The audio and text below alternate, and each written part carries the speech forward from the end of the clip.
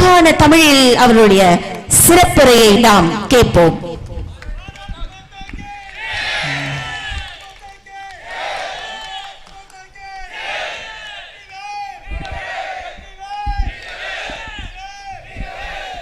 அனைவருக்கும் என்னுடைய அன்பான மாலை வணக்கம். இது அற்புதமான ஒரு சரித்திர சாட்சிமிக்க நிகழ்வில் நாம் எல்லோரும் பங்கெடுத்து கொண்டிருக்கின்றோம். இது ஆண்டவனுடைய ஒரு பாக்கியமாகத்தான் நான் கருதுகின்றேன். மேடையின் மீது நாங்கள் இருக்க வேண்டும் என்பதற்காக இருக்கை போட்டிருக்கின்றார்கள். எனக்கும் உங்களோடு அமர வேண்டும் என்கின்ற ஆசைதான். 50 கிராமத்திலிருந்து அந்த கிராமத்தை மையப்படுத்தி 50 கோவில்கள் கட்டப்பட்டு அதனுடைய சாட்சியாக வந்திருக்கக்கூடிய 50 கிராமத்தினுடைய மக்கள் அவர்களுக்கு என்னுடைய சிறப்பான மற்றும் ஒரு வணக்கத்தை தெரிவித்துக் கொள்கின்றேன். மேடையின் மீது இருக்கக்கூடிய இந்த நிகழ்ச்சியினுடைய மிக முக்கியமான ஒரு மனிதர் சின்மயா மிஷன் நாகப்பட்டினம் அதனுடைய ஆச்சாரியா, இங்கே தங்கி இருந்து பொறுப்புகள் எல்லாம் கவனித்துக் கொண்டிருக்கக்கூடிய சுவாமி ராம கிருஷ்ணானந்தா அவர்கள் ஒரு பெரிய பொறுப்பை கையில் எடுத்து அதை நிறைவுபடுத்தி அந்த பொறுப்பில் யாரெல்லாம் பங்கெடுத்தார்களோ எல்லோருக்கும் மரியாதை செய்து கௌரவம் செய்து மிக அமைதியாக மேடையின் மீது அமர்ந்திருக்கின்றார்கள். சின்மயா மிஷன் நாகப்பட்டினம் இதனுடைய சேர்மனாக கடந்த 28 ஆண்டுகளாக பணியாற்றி கொண்டிருக்கக்கூடிய ஐயா PN ராமலிங்கம் அவர்கள், 9 குருக்கள் சார்பாக தலைமை குருவாக வந்து மேடையின் மீது அமர்ந்திருக்கக்கூடிய தங்கப்ப குருக்கள் அவர்கள், அவருடைய குழு அவரும் சேர்ந்து 50 கோவிலுக்கும் கூட மிகச்சிறப்பாக கும்பாபிஷேகம் நடத்தி முடித்திருக்கின்றார்கள். அவர்களுக்கும் என்னுடைய சிறப்பு வணக்கத்தை நன்றிகளை தெரிவித்துக் கொள்கின்றேன். கோயம்புத்தூர் சின்மயா மிஷனுடைய செயலராக இருந்து இந்த நிகழ்ச்சிக்கு சிறப்பு விருந்தினராக வந்திருக்கக்கூடிய ஐயா கிருஷ்ணமூர்த்தி அவர்கள் மேடையின் மீது இருக்கின்றார்கள். அவர்களுக்கும் என்னுடைய வணக்கத்தை தெரிவித்துக் கொள்கின்றேன். இந்த அரங்கத்தில் என்னோடு வந்திருக்கக்கூடிய என்னுடைய கட்சியை சார்ந்த தலைவர்கள், நிர்வாகிகள், பொதுமக்கள் இந்த நிகழ்ச்சியிலே பங்கெடுப்பதற்காக தொலைதூரத்திலிருந்து, பாம்பேவிலிருந்து, கரூரிலிருந்து, கோயம்புத்தூரிலிருந்து, வேறு பகுதியிலிருந்து வந்திருக்கக்கூடியவர்கள், மிக முக்கியமாக இளைஞர்கள் ஆன்மீகத்தில் வந்து இளைஞர்கள் நிறையா வந்தால் மட்டும்தான் அந்த ஆன்மீகம் தலைந்தோங்கும். மேடையிலிருந்து பார்க்கும் பொழுது நிறையா 20 வயசு குறைவான பெண்கள், ஆண்கள், சகோதரர்கள் அமர்ந்திருக்கின்றார்கள். அவர்களுக்கும் என்னுடைய சிறப்பு வணக்கத்தை தெரிவித்துக் கொள்கின்றேன். அன்பு சொந்தங்களே, இந்த சின்மயா மிஷன் என்பது சாதாரண ஒரு அமைப்பு கிடையாது. 2026 75ஆம் ஆண்டில் காலெடுத்து வைக்கிருக்கின்றார்கள். 1951 சுவாமி சின்மயானந்த அவர்கள் எல்லா இடத்துக்கிட்டையும் பேச ஆரம்பித்தாங்க. அப்போ அமைப்பு இல்லைங்க. அவரை பொறுத்தவரை இந்த ஹிந்து மதத்தை சரியான முறையில் சொல்லிக் கொடுக்க மாட்டாங்க, தவறாக சொல்லிக் கொடுக்குறாங்க. ஹிந்து மதத்தை சரியான முறையில் சொல்லிக் கொடுத்தால் மட்டும்தான் மக்களுக்கு இந்த மதத்தின் மீது ஒரு பற்று வரும். வயது குறைந்தவர்களெல்லாம் இந்த மதத்தை கெட்டியாக பிடித்து கொண்டு இன்னும் வேகமாக இந்த மதத்தை வளர்ப்பாங்க அப்படிங்கிறக்காக அவரே பேச ஆரம்பித்தார். அவர் கேரள மாநிலத்தில் பிறந்தவர். 1916 பிறந்தவர். ஒரு சிறந்த ஒரு பத்திரிகை துறையில் நிபுணத்துவம் பெற்றவர். நேஷனல் ஹெரால்டு போகிற பத்திரிகையிலெல்லாம் பெரிய பெரிய கட்டுரைகள் எழுதியவர். சுதந்திர போராட்ட காலகட்டத்தில் அதற்காக போராடியவர். சிறைக்கெல்லாம் சென்றவர். 1949 கிட்டத்தட்ட அவர் பிறந்த 33 ஆண்டுகள் கழித்து சுவாமி சிவானந்தா, சாமி தப்பவனந்தா 2 சாமிகிட்ட போய் தீட்சை வாங்கி, சந்நியாச தீட்சை வாங்கி, அவருடைய இயற்பெயர் பாலகிருஷ்ண மேனன். பிறந்த பொழுது தந்தையார் வைத்த பெயர் பாலகிருஷ்ண மேனன். தீட்சை சுவாமி சின்மயானந்தாவாக மாறுகிறது 1949. 59 பேச ஆரம்பிக்கிறாங்க. கீத ஞான யக்னம் அப்படிங்கிற பேரில் 5 பேர், 50 பேர், 500 பேர், 5000 பேர், 50,000 பேர், 1,00,000 பேர் கூட்டமாக அப்படியே வர்றாங்க. அப்போடைய சன்னியாசிகள்லாம் சொல்கிறாங்க, சுவாமி நாம் ஒரு அமைப்பு ஆரம்பிக்கணும், இந்தியா முழுவதும் உலகம் முழுவதும் அந்த அமைப்பு எடுத்துகிட்டு போகணும். அமைப்பு இருந்தால் மட்டும்தான் தன்னாளர்கள் ஒரு பக்கம் வருவாங்க, பொதுமக்கள் ஒரு பக்கம் இருப்பாங்க, நம்மால் நடத்த முடியும் என்று. அப்போ சுவாமி சின்மயானந்தா அவர்கள் சொல்கிறாங்க, நீங்கள் என்ன வேணாலும் ஆரம்பிங்க, ஆனால் என் பேரில் ஆரம்பிக்காதீங்க அப்படின்னு. ஏன்னா நான் இங்கு வந்திருப்பதே ஒரு மனிதனுடைய பெயரில் ஒரு அமைப்பு அறிமுகமானால் அந்த மனிதனுடைய மறைவுக்கு பிறகு அந்த அமைப்பு காணாமல் போயிடும். அதனால் நீங்கள் தயவு செய்து என்னுடைய பேரில் இந்த அமைப்பு ஆரம்பிக்காமல் நீங்கள் எல்லாம் போய் தேடி ஒரு நல்ல பெயரோடு வாங்க அப்படின்னு. 1953 அவங்களுடைய சிஷ்யர்கள்லாம் வந்து, உங்கள் பேர் சின்மயானந்தாவாக இருந்தாலும் கூட நாங்கள் சின்மயா என்கின்ற பெயர் சமஸ்கிருதத்தில் ஞானம் என்கின்ற பொருள், அதனால் சின்மயா என்கின்ற பெயரில் தான் ஆரம்பிக்கலான்னு நாங்கள் உங்களுக்கு அறிவுரை சொல்கிறோம், இது உங்கள் பெயர் கிடையாது. சாமிஜி ஒத்துக்கிறாரு. சின்மயா மிஷன் ஆரம்பிக்கப்பட்டு 1951 சுவாமி அவர்கள் எல்லா பக்கமும் பேச ஆரம்பித்து இன்னைக்கு கிட்டத்தட்ட 350 370 அமைப்புகள் உலகம் முழுவதுமே கடந்திருக்கின்றார்கள். 2026 75வது பவள ஆண்டு விழா நடக்க இருக்கிறது. அந்த நேரத்தில் நாகப்பட்டினம் மாவட்டத்தில் 50 கோவில்கள் 17 கோவில்கள் தரைமட்டத்திலிருந்து புதிதாக, மற்ற கோவில்கள் எல்லாம் பழைய கோவில்கள் சிதிலமடைஞ்சிருந்த கோவிலில் புனரமைத்து எல்லா கோவிலுக்கும் கும்பாபிஷேகம் செய்து இன்னைக்கு ஊர் மக்களை எல்லாம் அழைத்து அவர்கள் முன்னிலையில் விளக்கெல்லாம் கொடுத்து அந்த கோவில்கள் உங்கள் கிராமத்தினுடைய மையமாக இருக்க வேண்டும் என்று இன்னைக்கு இந்த நிகழ்ச்சி நடந்து கொண்டிருக்கிறது. நானும் உங்களைப் போல ஒரு சின்ன ஊரில் பிறந்தவன், மிக அக்கறையாக ஆர்வமாக எங்கள் ஊரில் இருக்கக்கூடிய ஒரே ஒரு கோயிலை சின்ன வயதிலிருந்து ஆர்வமாக படித்த ஒரு மனிதன் நான். எங்களுக்கு இருக்கக்கூடிய 72 குடும்பங்கள் எங்களுடைய கிராமத்தில், நான் பிறந்த ஊரில் ஒரே ஒரு கோவில், ஒரு முருகன் கோவில், கிராமத்து கோவில். அந்த காலத்தில் நம்முடைய முன்னோர்கள், குறிப்பாக என்னுடைய பாட்டனார்கள் தாத்தாக்கள்லாம் இருக்கும்போது பார்த்தீங்கன்னா நாங்கள் விவசாய குடும்பத்தை சார்ந்தவங்க, விவசாயம் தான் எங்களுடைய தொழில். இங்கே எப்படி மீனவ நண்பர்கள் நிறையா வந்திருக்கிறீங்களோ அங்கே விவசாயம், நாங்கள் அதிகமாக விவசாயம் பண்ணுறவங்க. அப்போ எங்களுடைய நடைமுறை என்னென்னா, மொத்தமாக நெல் கதிர் எவ்வளோ வருதோ, ராகி எவ்வளோ வருதோ, சோளம் எவ்வளோ வருதோ, கம்பு எவ்வளோ வருதோ அதை 6ஆக பிரித்து வைத்து விடுவோம். ஒரு விவசாய குடும்பத்தில் அதை 6ஆக பிரிச்சிருவோம். முதல் 6, அந்த 6ல் முதல் பங்கு அந்த கிராம கோயிலுக்கு போய் கொடுத்துருவோம். அந்த 6ல் 2வது பங்கு கோவிலை நம்பி யாரெல்லாம் இருக்கிறாங்களோ, குருக்கள் இருக்கிறாங்க, கோவிலை பூஜை பண்ணுறக்காக இருப்பாங்க, அவருடைய முழு நேர வேலை அது மட்டும்தான், அவர்களுக்கு அந்த 2வது பங்கை கொடுத்துருவோம். 3வது பங்கு நம்மை வாழ வைப்பதற்காக 3வது பங்கு, அந்த 3வது பங்குல தான் நாம சாப்பிட்டுக்கணும். 4வது பங்கு நம்முடைய சேமிப்பு, ஏதாச்சும் பிரச்சனை எல்லாம் வந்தால் நமக்கு சேமிப்பு வேணும். 5வது பங்கு ஊரினுடைய சேமிப்பு. ஊரெல்லாம் அந்த காலத்தில் பார்த்தீங்கன்னா ஒரு புதைகுழி மாதிரி பெருசாக வெட்டி அதுக்குள்ளே நெல்லெல்லாம் போட்டு வச்சுருப்பாங்க. ஊருக்கு பஞ்சம் வந்து அதிலிருந்து பயன்படுத்தணும். 6வது இல்லாதவர்களுக்கு கொடுக்கணும். கை இல்லை, கால் இல்லை, உடல் ஊனமாக இருக்கிறாங்க, கண்ணு தெரியாது, அவர்களால் போய் தோட்டத்தில் வேலை பார்த்து சம்பாதிக்க முடியாது. அப்போல்லாம் பார்த்தீங்கன்னா அந்த ஜாதிகள் என்கின்ற தாக்கம் இல்லைங்க. ஒரு 200 ஆண்டுகளுக்கு முன்பு நான் மேல் ஜாதி, நான் கீழ் ஜாதி, நான் வந்து இந்த இதில் பிறந்துட்டேன் அதனால் எப்பவுமே நான் மேல் ஜாதி தான், கிடையாதுங்க. 6ஆக பிரித்து யார் விவசாயம் செய்கின்றார்களோ அவங்க 6ஆக பிரிச்சிருவாங்க. அப்போ கோவிலில் யார் சாமி கும்பிட்றாங்க, சாமிக்கு யார் பூஜை பண்ணுறாங்களோ ஊரில் இருக்கிறவங்கெல்லாம் அவங்களுக்கு கொடுப்பாங்க. இதில் வந்து பிராமண சமுதாயத்தை பொறுத்தவரை அவர் உயர்ந்தவர்கள், விவசாய சமுதாயத்தை பொறுத்தவர்கள் அவர்கள் தாழ்ந்தவர்கள் அப்படிங்கிற கணக்கே கிடையாதுங்க. ஆங்கிலேயர்கள் வந்த பிறகு இந்த நடைமுறை எல்லாம் உடைய ஆரம்பித்தது. சேமிப்பு உடைய ஆரம்பிச்சிச்சு, ஊர் சேமிப்பு உடைய ஆரம்பிச்சது, வரி போட ஆரம்பிச்சாங்க. அரசு வந்து நாங்களே வரியை வாங்கிட்டு பஞ்சம்னா நாங்களே உங்களுக்கு பணம் கொடுக்க ஆரம்பிக்கிறோம்லாம் சொன்னாங்க. இது உடைய ஆரம்பித்த பிறகு நமக்குள்ள மேல் ஜாதி கீழ் ஜாதி அப்படிங்கிற எண்ணத்தை கொண்டு வந்துட்டோம். இவங்கெல்லாம் மேல் ஜாதி, இவங்கெல்லாம் இங்கே பிறந்திருக்கிறாங்க, மேல் ஜாதிக்கு யாரும் போக முடியாது, நாமெல்லாம் இங்கே பிறந்திருக்கிறோம், நாமெல்லாம் கீழ் ஜாதி. இதை சில நண்பர்கள் சரியான முறையில் பயன்படுத்தி மக்கள்கிட்ட பேசி பேசி பேசி நீங்கள் கோயிலுக்குள்ளே போக முடியுமா, நீங்கள் போக முடியாது, உங்களை மற்றவங்க தொடுவாங்களா, தொட முடியாது, இந்த மாதிரி பல விஷயத்தை பேசி பேசி ஹிந்து தர்மமும் கூட காலம் காலத்திற்கு தன்னை புதுப்பித்து கொண்டே வந்திருக்கிறது. ஹிந்து தர்மத்தில் பிரச்சனை வரும் பொழுதெல்லாம் நீங்கள் நல்லா பாருங்க, ஒரு பெரிய குருமார்கள், ஞான குருமார்கள் வந்து அந்த பிரச்சனையை சரி பண்ணிட்டு போயிட்டே இருப்பாங்க. ஏன்னா எந்த தர்மமாக இருந்தாலும் காலத்துக்கு தகுந்தாற் போல் தன்னை மாற்றிக்கொண்டே இருக்க வேண்டும்.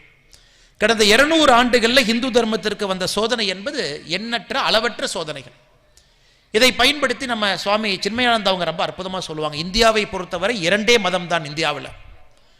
இன்னைக்கு ஹிந்துக்களாக இருப்பவர்கள், இன்னொருவர் ஹிந்துக்களாக இருந்தவர்கள், 2 மதம் தான் இந்தியாவில் இருக்கு, வேற எந்த மதமும் கிடையாது என்று சுவாமி சின்மயானந்தா அவர்கள் அடிக்கடி தன்னுடைய சொற்பொழிவில் பேசக்கூடிய ஒரு வார்த்தை அது. காலம் மாறும் பொழுது, சூழ்நிலைகள் மாறும் பொழுது நிறைய நண்பர்கள் மதம் மாறி வேற பக்கம் போயிட்டாங்க.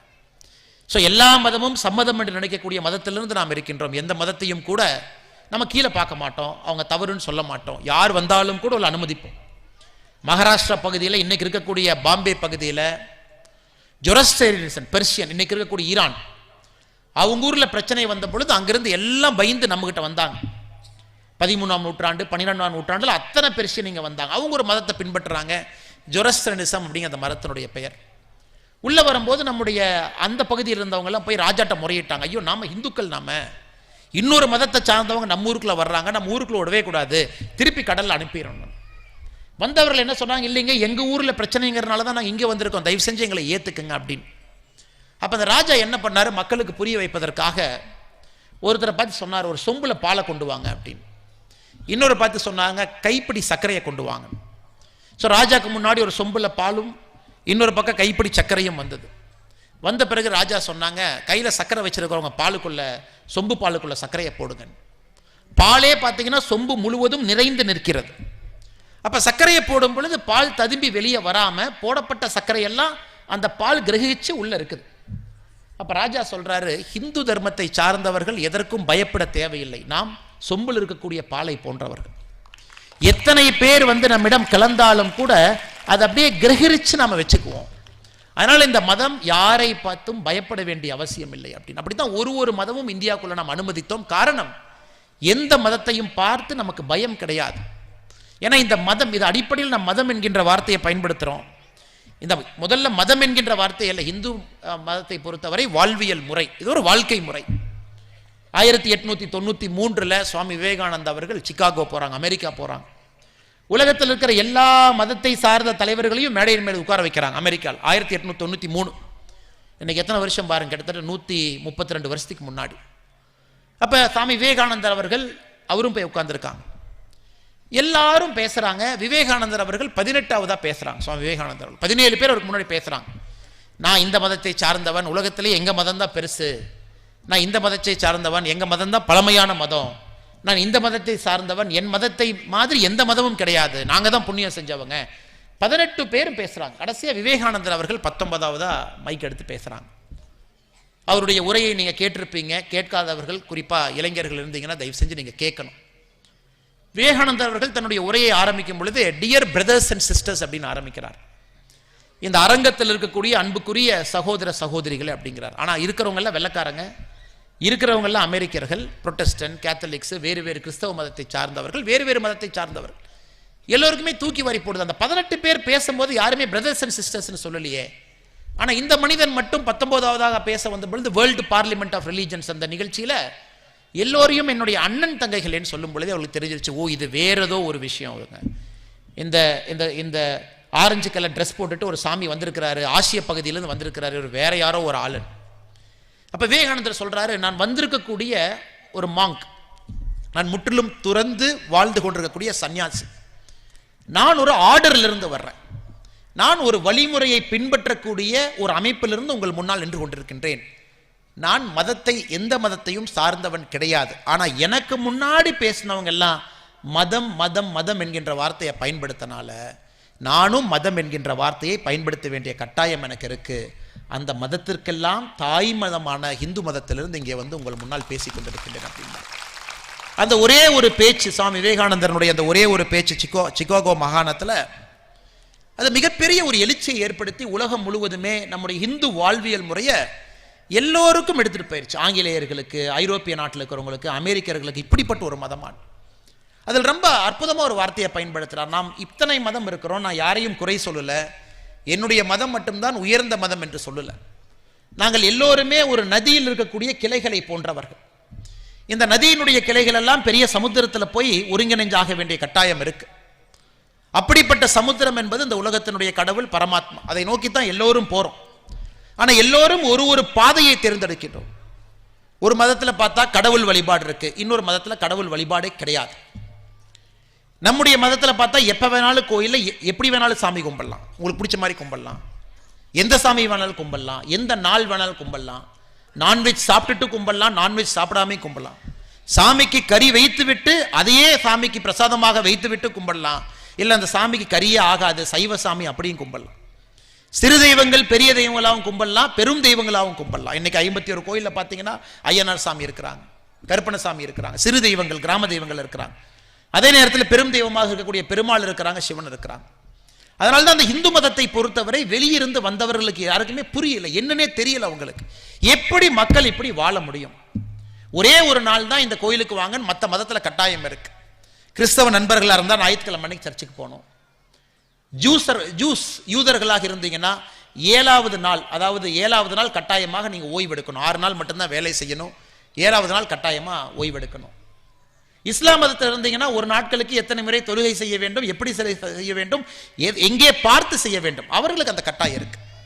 ஆனா எந்த கட்டாயமும் இல்லை, இதை பார்த்துக்கிறதுக்கு ஆளும் கிடையாது, யாரும் ஃபைனும் போட மாட்டாங்க, கோயிலுக்கு வருவீங்களான்னு கேட்பரும் கிடையாது. கோயில்ல எல்லா சமுதாயத்தை சார்ந்தவர்களும் பூஜை பண்றாங்க. அப்ப இந்த மதம் என்ன அப்படிங்கிறது வெளியிருந்து வந்தவர்களுக்கு புரிவதற்கே ஒரு 100 ஆண்டுகள் ஆகிவிட்டது. 1600 700 காலகட்டத்தில் நிறைய சரித்திரத்தெல்லாம் படிச்சீங்கன்னா, அதனால் இந்த மதத்திலிருந்து கொஞ்சம் பேர்த்த மதம் மாற்றுவதும் எளிதாக போயிடுச்சு. காரணம் ரூல்ஸ் இல்லை, ரெகுலேஷன் இல்லை, ஆர்டர் இல்லை. ஸோ இந்த நேரத்தில் சுவாமி சின்மயானந்தா போல அற்புதமான மனிதர்கள் இங்கே பூமியில் அவதரித்து தன்னுடைய வாழ்க்கையெல்லாம் அர்ப்பணித்து ஒரு கீதையை மிக எளிமையாக நமக்கு சொல்லிக் கொடுப்பது. கடவுள்னா என்ன? கீதை அடிப்படையில் சமஸ்கிருதத்தில் இருக்கு. நமக்கு சமஸ்கிருதத்தில் ஒருத்தர் படித்து அதை ஒருத்தர் சொல்லி அதை தமிழில் மொழியாக்கம் செய்து அதை படிக்கும் பொழுதே நமக்கு சில கருப்பொருள் காணாமல் போயிடுது.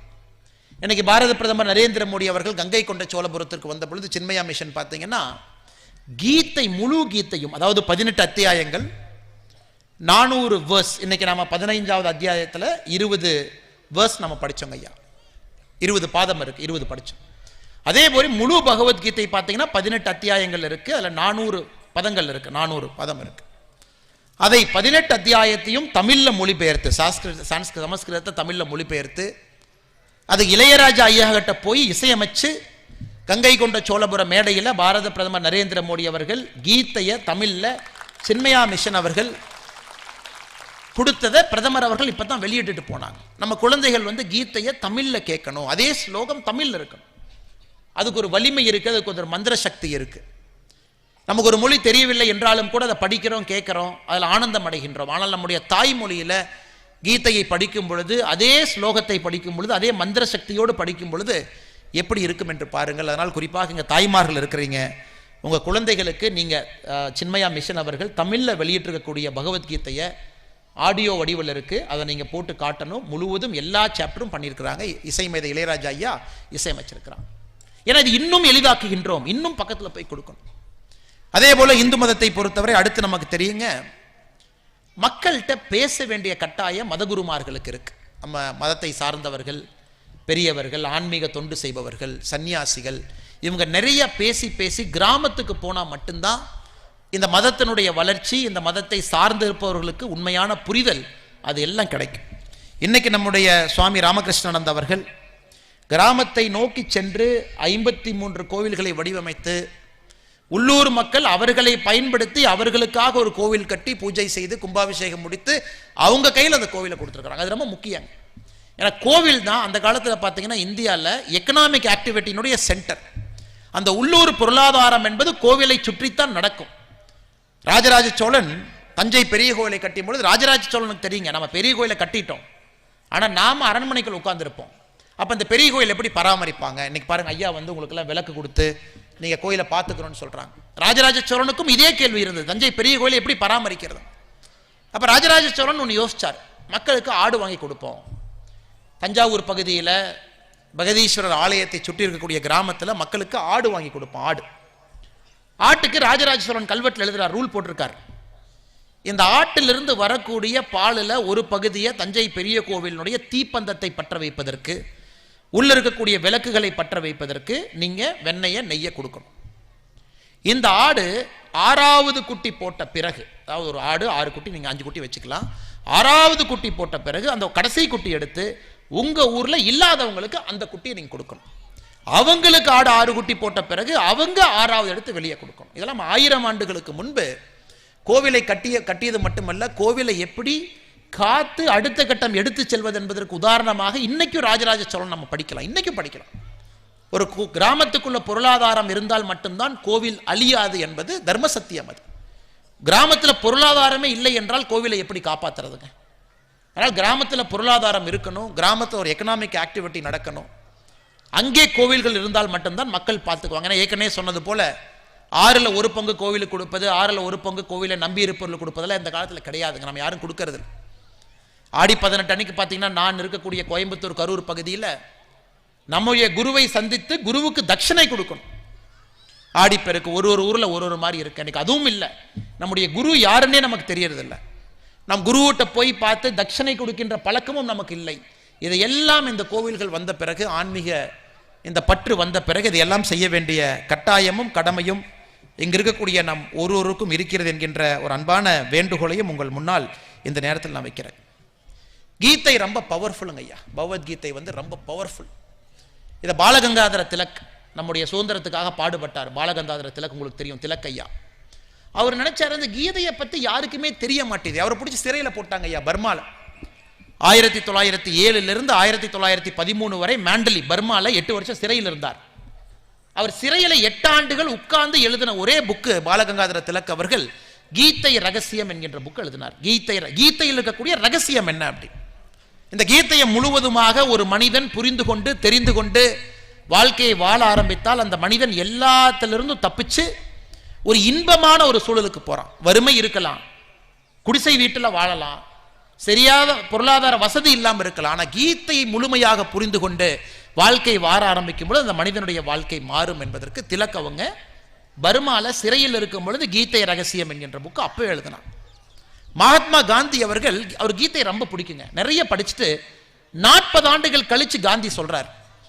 மகாத்மா காந்தியும் கீதையை பற்றி கமெண்ட்ரி எழுதியிருக்கார், commentary on Gita by Mohandas Karamchand Gandhi. அதில் ஆரம்பத்தில் எழுதுறாரு, 40 வருஷம் நான் கீதை சொல்லியிருப்பது படி வாழ முயற்சிக்கின்றேன், ஆனால் என்னால் வாழ முடியவில்லை. யார் சொல்றாருங்க? மகாத்மா காந்தி சொல்றார். சாதாரண நான் சொல்றேன், இன்னொருத்தர் சொல்றாங்க இல்லைங்க, மகாத்மா காந்தி தேசத்தினுடைய தந்தை. ஆனால் கீதை சொல்லி இருப்பது படி நாம் வாழ வேண்டும் என்றால் 2 விஷயத்தை கடைபிடிக்கணும், சத்தியத்தை கடைபிடிக்கணும், அகிம்சையை கடைபிடிக்கணும். எந்த ஒரு மனிதன் தன்னுடைய வாழ்நாளில் வாழுகின்ற விதத்தில் முழு சத்தியத்தையும் அகிம்சையும் கடைபிடிக்கின்றானோ அந்த மனிதன் கீதை சொல்லி இருப்பதுபடி வாழ முடியும் என்பது மகாத்மா காந்தி அவர்கள் கீதையை பற்றி இருக்கிற கமெண்ட்ரியில் அவர் சொல்றார். சுவாமி விவேகானந்தா, பெரிய மனிதர்கள் பாருங்க, எல்லோருமே கீதையை படிச்சுட்டு எல்லாரும் கமெண்ட்ரி எழுதியிருக்கிறாங்க. சுவாமி விவேகானந்தா அவர்கள் அவரும் கீதையை படிச்சுட்டு கமெண்ட்ரி எழுதுறார். அவருக்கு ரொம்ப பிடிச்சது என்னன்னாங்க, பற்று இல்லாம ஒரு வேலையை செய்யறது. சுவாமி விவேகானந்தா அதே மாதிரி ஒரு மனிதர். எந்த வேலையை செய்தாலும் கூட அந்த வேலையின் மீது எதிர்பார்ப்பு, அந்த வேலையினால் நமக்கு என்ன பலன் கிடைக்கும், இதனால என்ன வெற்றி தோல்வி, இதை யோசிக்க ஆரம்பிச்சிட்டோம் அப்படின்னா நமக்கு வெற்றி கிடைச்சாலும் அது நரகமாகத்தான் இருக்கும், தோல்வி கிடைச்சாலும் அது நரகமாகத்தான் தோன்றும். இதற்கு நிறைய விஷயங்கள் கீதையில இருந்து நம்ம ஆன்றோர்கள் சான்றோர்கள் நமக்கு சொல்றாங்க.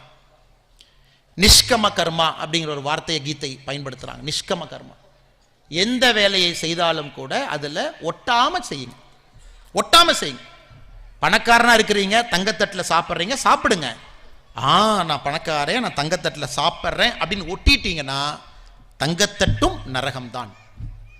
நான் ஏழையா இருக்கேன், ஏதோ ரோட்டில் இருக்கிற ஒரு பெரிய இலையை பறித்து கொண்டு வந்து வீட்டில் வச்சு சாப்பிட்றேன், ஐயோ ஒரு இலையில சாப்பிட்றமே, ஏழையா இருக்கிறனே அப்படின்னு நீங்க நினைச்சாலும் அது நரகம்தான்.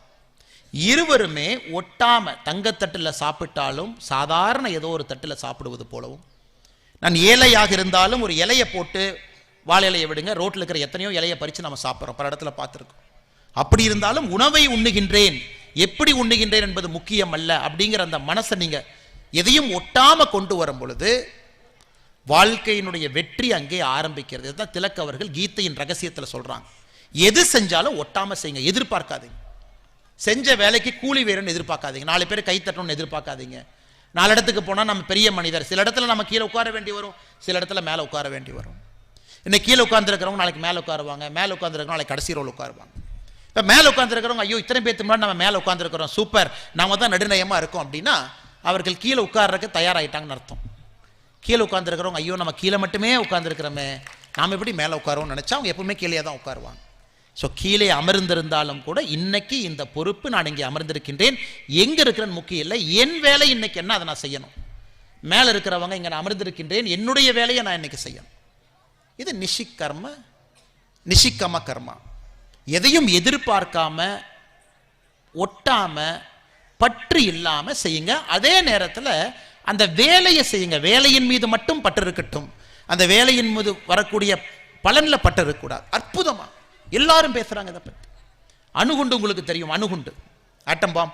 இன்னைக்கு நம்ம கிராமத்தில் ஒரு பட்டாசு வாங்கி போட்டால் கூட குழந்தைங்க என்ன கேட்குறாங்க, அம்மா ஆட்டம் பாம் வாங்கி கொடு, லக்ஷ்மி வெடி வாங்கி கொடு. அணுகுண்டை யார் கண்டுபிடிச்சாருன்னு உங்களுக்கு தெரியும், ராபர்ட் ஓப்பன் ஹேமர்னு ஒருத்தர் கண்டுபிடிச்சார். 1933 அணுகுண்டு கண்டுபிடிப்பதற்கான சோதனை போயிட்டு இருக்கு. அவருக்கு மனசுக்குள்ள ஒரே சங்கடம், ஐயோ அந்த அணுகுண்டு நம்ம கண்டுபிடிக்கிறோமே, இதை நம்ம கண்டுபிடிச்சு அதில் லட்சக்கணக்கான மக்கள் இறந்துட்டாங்கன்னா பாவம் நமக்கெல்லாம் சாரும் அப்படின்னு.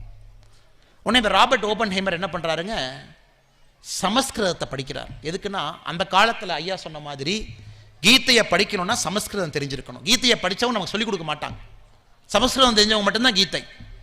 ராபர்ட் ஆப்பன்ஹைமர் 1933 சமஸ்கிருதம் படிச்சுட்டு அதன் மூலமாக கீதையை படிச்சுட்டு அதில் அவர் பார்க்குறாரு, ஓ எந்த வேலை செய்தாலும் நான் ஒட்டாம அந்த வேலையை மட்டும் சிறப்பாக செஞ்சுட்டு அதில் வரக்கூடிய பலனை எதிர்பார்க்காம, என் நாட்டுக்கு இது தேவை, என் நாட்டுக்கு ஒரு காலத்தில் இது தேவை. நான் சொல்றது 1933ங்க. அணுகுண்டு சோதனையே 1945 தான் நடக்குது, 12 ஆண்டுகள் கழிச்சு. முதல் அணுகுண்டையும் 1945 ஆகஸ்ட் மாசத்துல போடுறாங்க. ஹிரோஷிமா நாகாசாக்கி ஜப்பான்ல போடுறாங்க. லட்சக்கணக்கான மனிதர்கள் இறந்துட்டாங்க, குழந்தைங்க இறந்துட்டாங்க, பெண்கள் இறந்துட்டாங்க, எந்த பாவமும் செய்யாம இறந்துட்டாங்க. அதையும் ராபர்ட் ஆப்பன்ஹைமர் அவர் கடைசி காலத்தில் எழுதுறாங்க, நான் கண்டுபிடித்த கருவி லட்சக்கணக்கான மக்களை கொண்டிருக்கிறது, ஆனாலும் கண்டுபிடிக்க வேண்டிய கட்டாயம் என்னுடையது. இதன் மூலமாகத்தான் 2ஆம் உலகப் போர் நிறைவுக்கு வந்திருக்கிறது. அதையும் ஒரு பக்கம் பார்க்கணும். ஒருவேளை ஆட்டம் பாம் போடாமல் இருந்தால் இன்னும் 10 லட்சம் பேர் போரில் இறந்திருப்பாங்க. நிஷிக்கம கர்மா, என் வேலையை மட்டும்தான் நான் செய்யணும். ராபர்ட் ஆப்பன்ஹைமர் அவர்களுக்கு அணுகுண்டு கண்டுபிடிப்பதற்கு அவருடைய மனசாட்சியை தட்டியதும் கீதை தான். மகாத்மா காந்தி அவர்கள் அமைதியை போதித்ததும் கீதை தான். பாருங்க எவ்வளோ ஆச்சரியம் பாருங்க. இந்த கீதை ரெண்டையும் செய்யுது. ஆனால் இரண்டிலும் ஒட்டாமல் இருக்கணும். மகாத்மா காந்தி அவர்களும் ஒட்டாமல் வேலையை செஞ்சாங்க. அதான் சுவாமி சின்மயானந்தா போன்றவர்கள் 44 ஆண்டுகள் லட்சக்கணக்கான செமினார், அமெரிக்கா, ஐரோப்பியா, இந்தியா, சின்ன நாடு, பெரிய நாடு, கிராமம், நகரம், எல்லா இடத்துலையும் போய் கீதையை பற்றி பேசி பேசி பேசி இன்னைக்கு சாமியை போன்றவர்கள் சாதாரண மக்களுக்கு கீதையை கொண்டு வந்து சேர்த்துட்டாங்க. நாம் இன்னைக்கு அதை படிக்கலாம். அதனால் எல்லோருக்கும் என்னுடைய அன்பான வேண்டுகோள், கோவில் கட்டிட்டீங்க, கோவிலில் வாரத்துக்கு ஒரு நாள் நீங்கள் எல்லாரும் ஊர்வக்கெல்லாம் சேரும் பொழுது கீதையினுடைய ஒரு அத்தியாயத்தை எடுத்து படிக்க ஆரம்பிங்க. முதல் அத்தியாயத்திலிருந்து ஆரம்பிங்க. அர்ஜுனனுக்கு வரக்கூடிய சலனம், கிருஷ்ணரை பார்த்து எல்லாம் மாமா இருக்கிறாங்க, சித்தப்பா இருக்கிறாங்க, பெரியப்பா இருக்கிறாங்க, அம்பு இருக்குது, யாரை போடுறது, யார் அடிக்கிறது, யாரை விடுறதுன்னு ஒன்றுமே புரியலையா கிருஷ்ணான். அதிலிருந்து ஆரம்பித்து அந்த 18 சாப்டர் அப்படியே போகுங்க. எப்படி பற்று இல்லாமல் இருக்கிறது, கர்ம யோகங்கிறது என்ன, ஞான யோகங்கிறது என்ன, பக்தி யோகங்கிறது என்ன, 15வது சாப்டர் புருஷோத்தம யோகா, 18வது அத்தியாயம் வந்தீங்கன்னா எதுவும் வேண்டாம், எல்லாத்திலிருந்து தள்ளி இரு, மா ஏக்கம் சரணம் வஜ்ர அப்படின்னு 18வது அத்தியாயத்தை ஆரம்பிப்பாங்க. எதாக இருந்தாலும் கூட சரண்டர், எதையும் நீ செய்யாத, என்னைய நம்பி செஞ்சுட்டு போயிட்டே. இன்னைக்கு திருப்பதி ஏழுமலையான் கோயிலுக்கு போகிறோம், நாம் எல்லாருமே திருமலை போகிறோம். எத்தனை பேர்த்துக்கு தெரியும், நீங்கள் நல்லா போய் சாமி ஏழுமலையானை பார்த்தீங்கன்னா கொஞ்சம் பக்கத்தில் உங்களுக்கு கிடைக்கிறதுக்கு வாய்ப்பு இருந்து நல்லா பார்த்தீங்கன்னா கையில் வைரம் முழுசாக இருக்கும் ஏழுமலையானுடைய கையில். கொஞ்சம் நல்லா உத்து பாருங்க, இந்த இடத்துக்கு ஒரு வார்த்தை எழுதியிருப்பாங்க, ஏழுமலையானுடைய கையில் ஒரு வார்த்தை இருக்கும். விஜயநகர பேரரசு காலத்தில் இருந்தபோது பொறிக்கப்பட்ட வார்த்தை சாமியினுடைய கையில். நல்லா உத்து பார்த்தீங்கன்னா கீதையினுடைய 18 அத்தியாயத்தினுடைய முதல் பதிகத்தை அங்கே எழுதியிருப்பாங்க, ஏழுமலையானுடைய கையில் அது இருக்கும். மா ஏக்கம் சரணம் வஜ்ரா அப்படிங்கிற வாக்கியத்தை அங்கே எழுதியிருப்பாங்க.